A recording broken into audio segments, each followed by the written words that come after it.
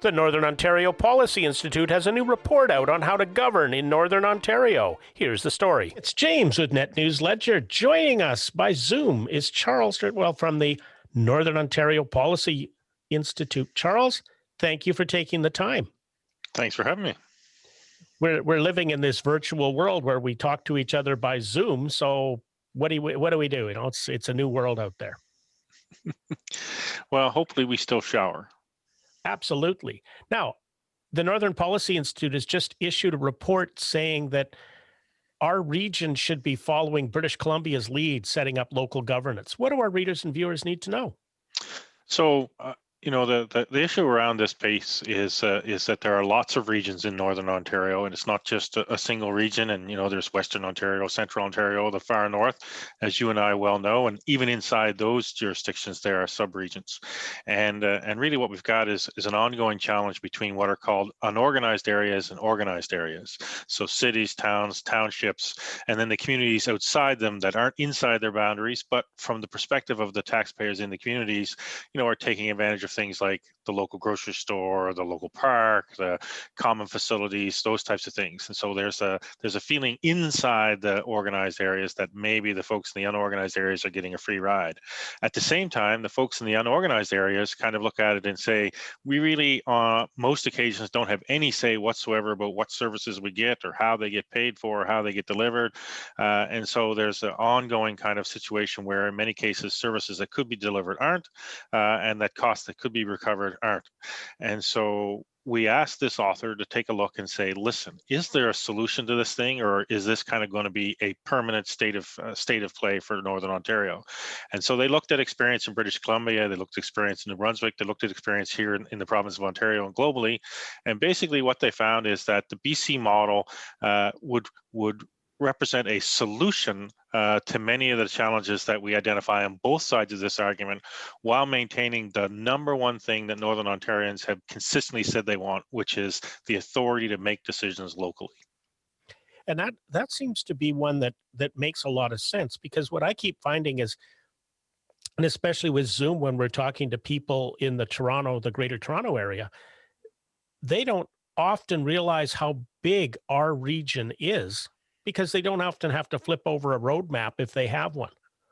Well, they flip over the roadmap. Even if they do flip over the roadmap, but they don't realize that the scale has changed.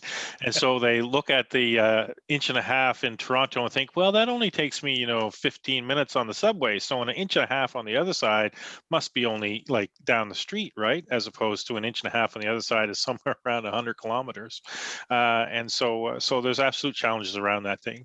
The other perspective, of course, is you look at Ontario and, we have upper tier municipalities in Southern Ontario, but we stopped in the French River kind of area. And so quite honestly, the part of the province that probably needed regional collaboration or organized coordination the most didn't get it, and the areas that really have the economies of scale with their population levels had a level of municipal administration that quite possibly in many cases they didn't need at all.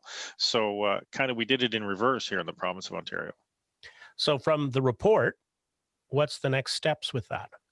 So really what the report is saying is, if the province is serious about addressing the ongoing issues around local governance in Northern Ontario, then what it essentially needs to do is change the legislation. And basically say, from the province's perspective, we're going to say to Northern Ontario, you guys have to join a regional district. We're going to give you X number of years to decide which regional district you're going to join. We're going to give you X number of years to decide how you are going to make decisions within that regional district. And we're going to give you the maximum flexibility to decide what services you may or may not decide to provide through that regional district.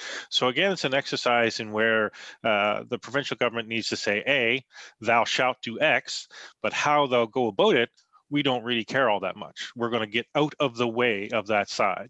So it's kind of a trade-off exercise where the province says there needs to be some semblance of order, fairness, equity brought to this process. You guys have to start picking up a little bit more of the bill.